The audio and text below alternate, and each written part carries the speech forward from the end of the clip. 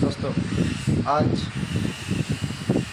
আমি এসছি একটা টেস্টিমনি ভিডিও রেজাল্ট নিতে এসছি।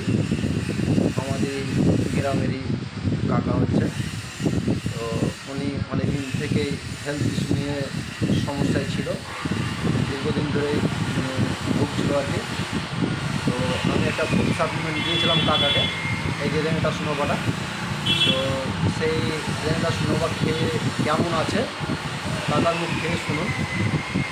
এবং আপনার নামটা বলেন। আমার নাম শফিউল্লাহ শেখ। একদমই দেবেন। শফিউল্লাহ শেখ, গ্রাম মালিয়াডাঙ্গা, সাগরদিঘি থানা। অনেক দিন থেকে আমি ওষুধ খাচ্ছিলাম ডাক্তারের কাছে। 500 সুগার ছিল, পেশাব পায়খানার গণ্ডগোল ছিল। 15 দিন থেকে আমি এই ওষুধটা ব্যবহার করছি।